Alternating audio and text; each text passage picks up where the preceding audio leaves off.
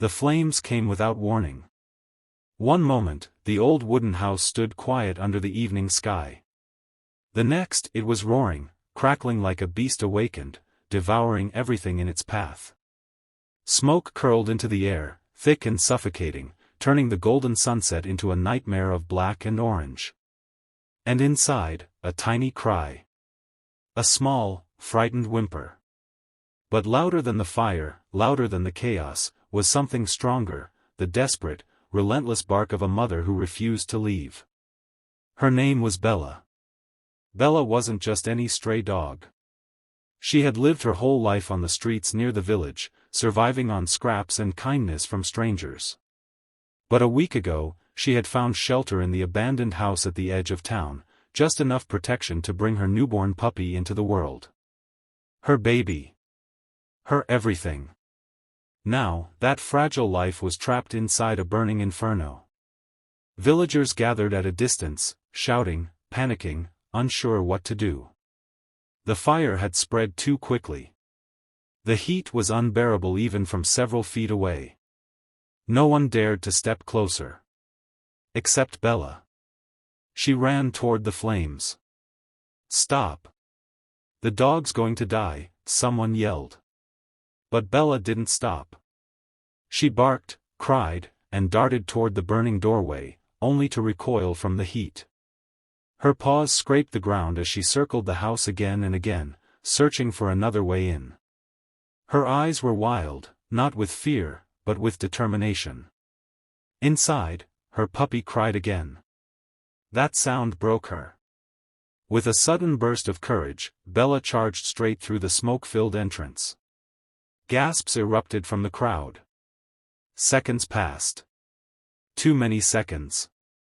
Then, out of the fire, Bella emerged, coughing, trembling, her fur slightly singed, but in her mouth, gently held, was her tiny puppy. Cheers rose from the villagers. But the moment was short-lived. As Bella placed her puppy on the ground, licking it frantically, a loud crack echoed from inside the house. A burning beam collapsed, sending sparks flying everywhere. The fire surged, fiercer than before. And then someone screamed, "There's another one." Bella froze. Another? Her ears twitched. She turned back toward the flames, her heart pounding. There had been two. In the chaos, in the smoke, she had only found one. The second puppy was still inside. Without hesitation, Bella turned again toward the burning house. "No! She won't make it this time," a man shouted. And this time, he might have been right. The fire was stronger now. The entrance was nearly blocked. The smoke was thicker, darker, deadlier. But Bella didn't care. She took one step forward. Then another. And then. A siren pierced the air. A fire truck roared into the scene, tires screeching as it came to a stop. Firefighters jumped out immediately, pulling hoses, shouting commands, moving with urgency and precision. Among them was a man named Armin. Armin had seen many fires in his career. He had rescued people, animals, and even risked his own life more times than he could count. But what he saw next made him pause. The dog. Standing there. Ready to run back into hell. Armin followed her gaze to the burning house. "Is something still inside?" he asked. "It's her puppy," a villager shouted. "She already saved one, but there's another." Armin didn't hesitate. He grabbed his gear, pulling on his mask. "I'm going in." But before he could move, the ground beneath them trembled slightly. A deep, heavy sound approached. Everyone turned. And what they saw was unexpected. From the nearby forest, guided by a local caretaker, came an elephant, massive, calm, and purposeful. His name was Raja, a gentle giant often used to help villagers with heavy work. But today, he had come for something else. Water. The caretaker shouted, "He can help. Let him through." Armin's eyes lit up. "Perfect," he said. We do this together. The plan formed quickly. Firefighters aimed their hoses, trying to control the flames. Raja was guided closer to a nearby water source, filling his trunk again and again, spraying powerful bursts of water onto the burning structure. The fire hissed and fought back, but it began to weaken. Meanwhile, Bella stood trembling, watching every second, her eyes locked on the doorway. Armin approached her slowly. I'll bring your baby back, he said softly, though she couldn't understand his words, she understood his intent. Still, as he moved toward the house, Bella followed. No, he said gently, holding out a hand. Stay.